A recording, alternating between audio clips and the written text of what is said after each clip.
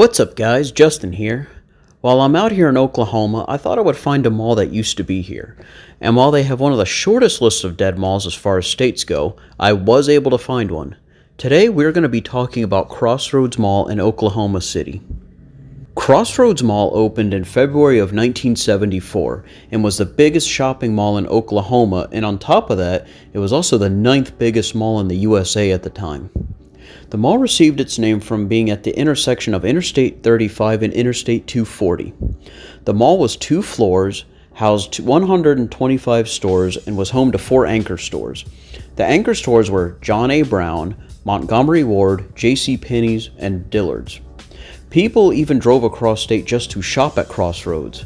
John A. Brown is a new name to the channel, and it was another department store chain started in Oklahoma City. They started in 1932 and never had any stores outside of Oklahoma.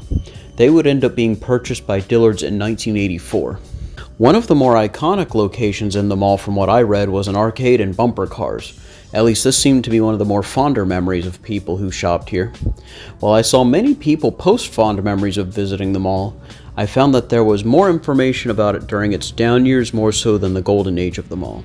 So let's just go ahead and get it out of the way. First off, with Crossroads Mall being so iconic during its original opening day, many stores in the area flocked to the new mall, which created a suburban flight in said surrounding areas. The early 2000s didn't help the property much either, as you had the big shift to online shopping, and the nationwide closure of Montgomery Wards happened in 2001. The Ward space would remain closed until 2005 when Steve & Barry's located to that spot.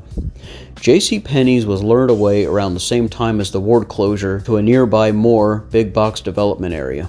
While I could not find an exact timestamp for each, but sometime around 2008, Dillard's and Macy's had left the mall, and then Steve & Barry's had filed for bankruptcy in 2009, which left Crossroads officially anchorless. Teen gangs began to hang out around the mall, which led to a curfew being placed in 2006, not allowing anyone under 18 to enter the mall after 6 p.m. on Friday and Saturday, unless with an adult. Also in 2006, a young man opened fire in the mall, injuring a teen just before being shot and killed by an off-duty sheriff's deputy. The shooting occurred around 6:30 p.m. on May 27, 2006, which resulted in the mall closing early that day. The second prolific event that happened at the mall was on November 26, 2008, when a vehicle was being followed by police because the driver had pulled a gun on another vehicle. He escaped to the mall parking lot where he ran into the entrance of Dillard's. All suspects were arrested and the mall was neither evacuated nor were there any injuries. By 2010, the mall was just at around 10.5% occupancy, and by 2011, Crossroads was purchased by Raptor Properties. Their plan was to capitalize on the local growth with the Hispanic community by rebranding the mall. The name would change to Plaza Mayor at Crossroads, and the idea came from the revitalized Land Grande Plaza in Fort Worth, Texas. However, not all of the property would be purchased, as Dillard's still owned the Dillard's location, and another company owned the Macy's space.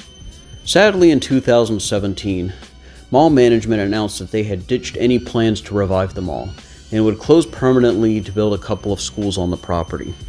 As for my opinion, what do I think happened to the mall? I feel the mall just outlived its use and just fell into the graying of the surrounding community. Do I think crime was the death of the mall? Yes and no. Crime can definitely kill a mall, just like it did with places like Randall Park and Rolling Acres Mall. However, I feel the biggest killer here was the store closures of major retailers such as Montgomery Ward and Steve & Barry's, as well as the mall's inability to change with the times. From what I read, unless someone can correct me in the comments section, there was never any renovations done to the property. So that was Crossroads Mall. If you ever visited this property, please comment down below. In the meantime, check out some other mall videos I've done. I hope you enjoyed the video, I hope you learned something, and I will see you in the next one.